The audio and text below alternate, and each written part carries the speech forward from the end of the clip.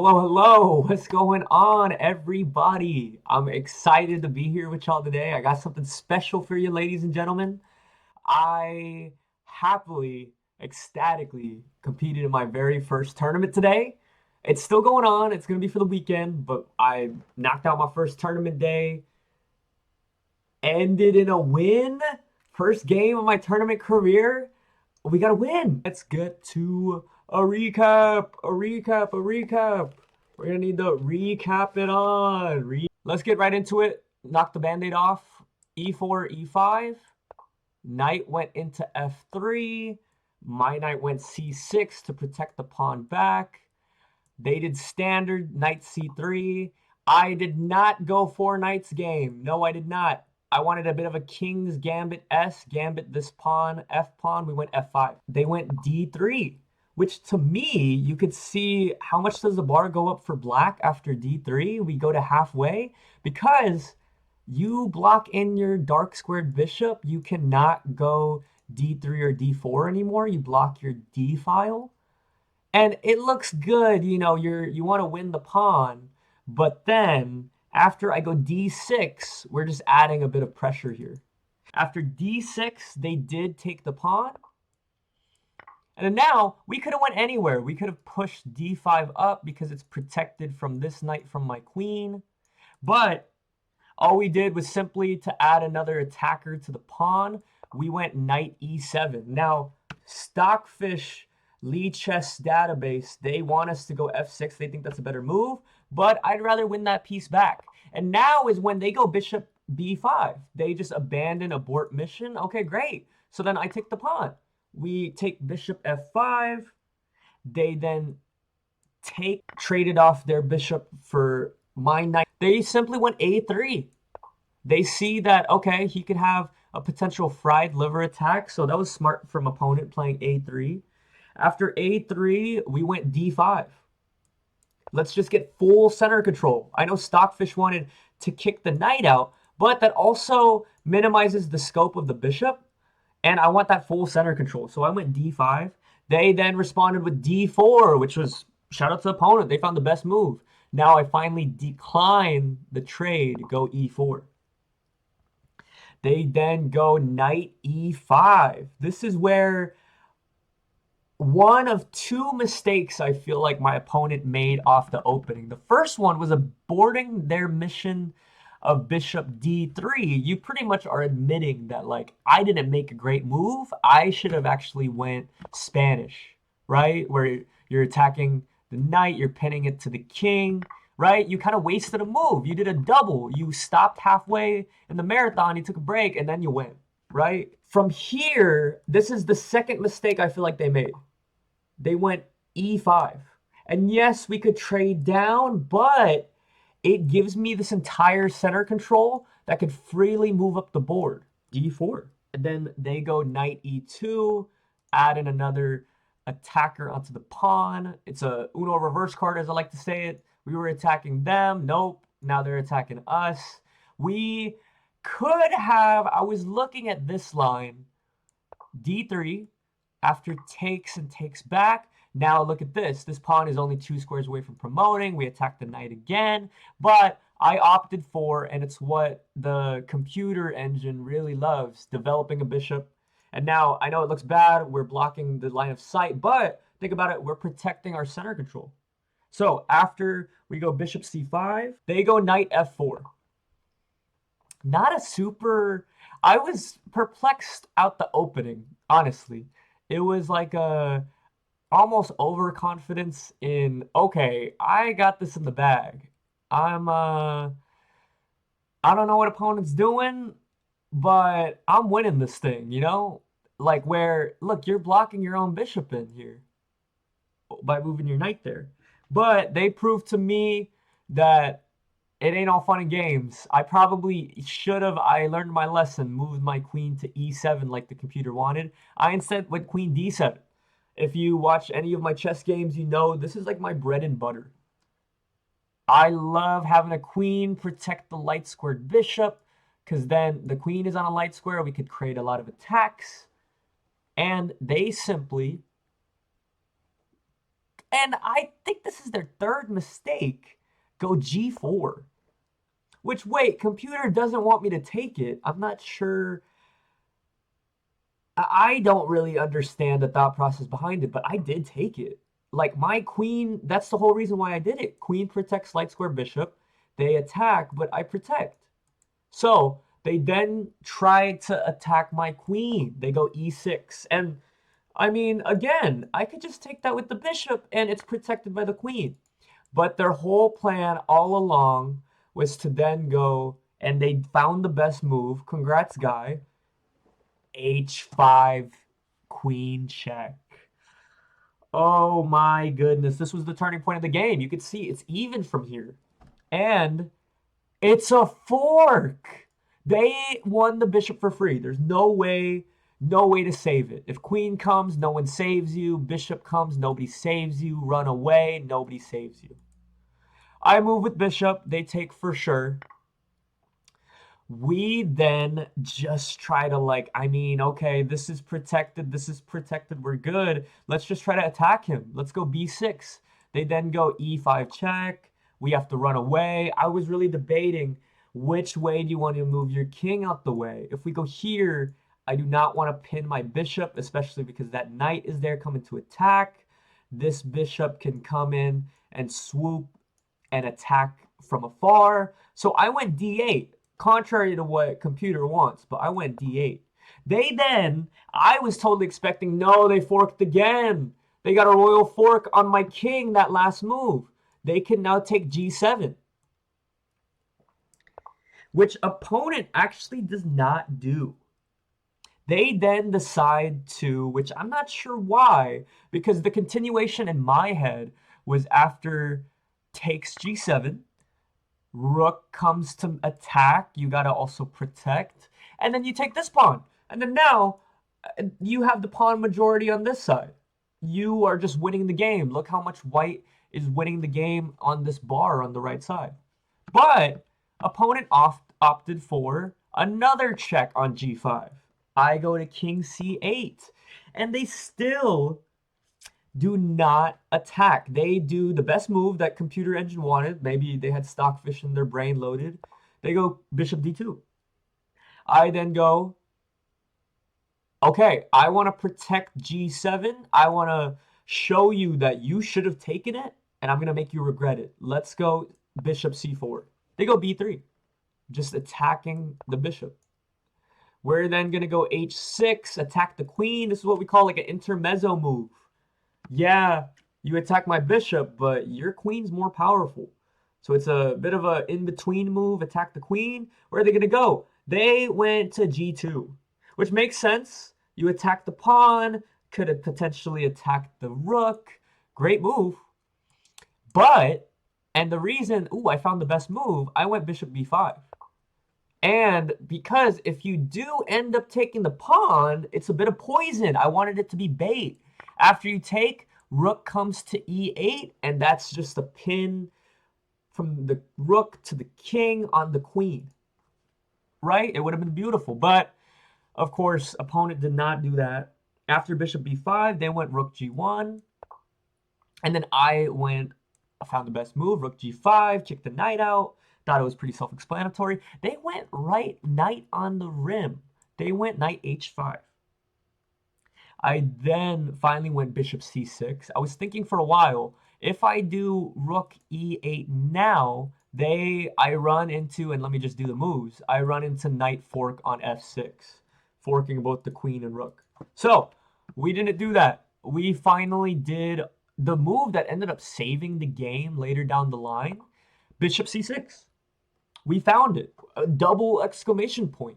Amazing move. No, it's not a brilliant, but then they went knight f6, attacking the queen. This is where I probably should have made that stockfish best move to e7.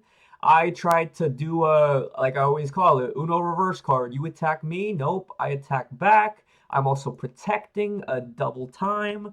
But they found the best move, attack the queen while I'm pinned to my own king, and you could take back with the knight. So, take. From here is where I finally put my brain on, let's get king to b7. And now it looks kind of bad for me. I am down by 1 point. They have an extra minor piece. I only have one bishop. They have an extra knight, but I have center control pawns. And they simply queenside castle.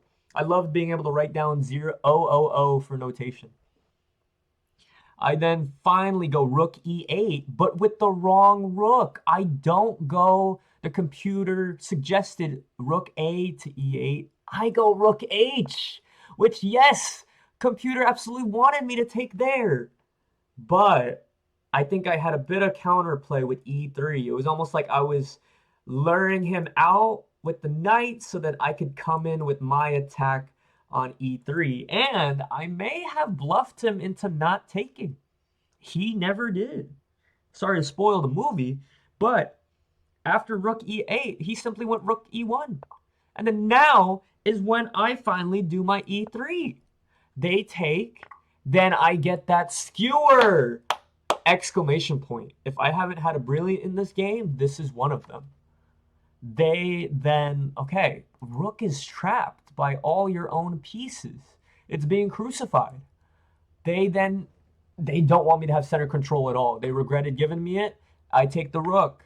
They choose to trade down my rook. I'm taking advantage of the fact that my rook's protected by my king. I take back the knight. They then take everything. We trade off everything. Bloodbath of all the major minor pieces, except for the two lone bishops standing, a dark versus light square. Okay. After all that wildness, king to b2, king to b7, party on the b file for the kings. King c3. I then go to king c6. We're kind of just mirroring each other. In endgame principle, once everything's traded off, king becomes very powerful, becomes an escort, a bodyguard up the board, right? They go a4. I then go, hey, I noticed you're moving pawns, but we can still move kings. I honestly think this was like my opponent's fourth mistake in the game. I feel like they should have gone c4 to make it a longer path for me to get to the pawn, right? They allowed me this move. I think that move got me a bit of a head start on what was a winning position. After, you're gonna see, I'm kind of just playing the Stockfish recommended moves here. After my king d5, they go king d. They then go king d3, trying to stop me. But now is when I notice I have a bishop check. I was waiting for them to get on a light square so I could check. They then have to retreat. This is what I'm talking about. Retreat back to your square c3. Admit that, oh, whoops, that was a bad move. I was already there. I should have just done something differently, right?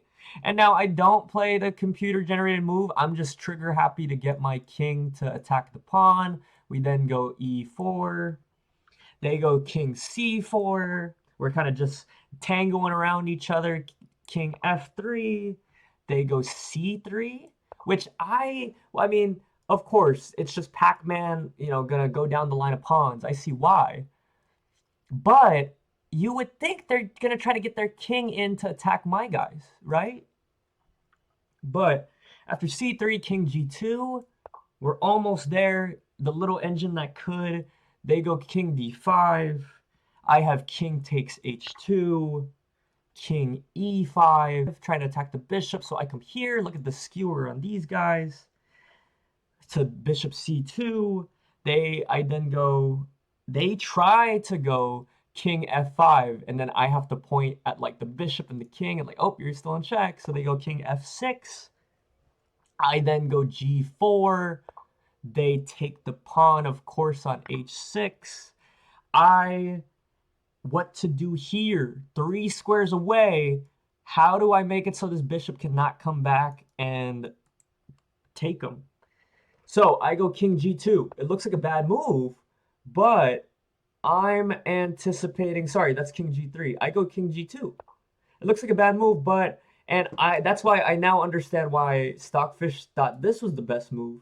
You stop bishop from coming here. I went here because I did not want to be checked on the dark square. They then go, I believe, king g5. I simply king f3. And now, from this position, this is looking very winning for me, where this bishop is so bad. You cannot get to a square that stops this pawn. You're blocking your own bishop in with your king. This king is going to escort the pawn up. I then watch them make the b4 move, admitting, okay, you have a skewer here. Let me just try to get some pawn action going. And finally, once I do g3, opponent said, I resign, shakes out their hand, and the final handshake resignation giving me the victory. Oh, it felt so good, especially knowing that it was a roller coaster of a game. It was not given to me. I was watching all the people around me winning games so easily and decisively. A lot of people cleaning up boards already. And me just thinking like, wow, we're really in the thick of this though. But I was having a blast. The fact that there's so many people just walking around, admiring all the positions and all the games. I could tell we had some fans at our board. There were some people that were really looking at what we were doing and stopping and really analyzing the position. It was so cool. I hope they appreciated my speed. Like I said, I didn't use 10 minutes on the clock. Opponent only had, when we ended, had around like 25 minutes left. So they, quick math, used 95 minutes. Whole hour and a half thinking on a game, using the pencil I gave them. They asked me, oh, do you have a pencil? So they could write down their notation. On their board that they brought, I got to show that the kid got some game. And that was a lot of fun. First tournament win in the books. I'm excited to be back tomorrow, round 2 at 11 a.m. I believe I said the name of it, the 20th annual Los Angeles Open out in Irvine, which is around like a 40-minute drive for me, but it's not too bad, not too shabby. I like driving. Oh, what a game this was. I love how it ended on move 46. How poetic of a inverse of 64 squares, move 46. Oh, and the whole time I was writing down in my little notebook. You see all my scribble scrabble. I'm writing down potential moves opponent can do.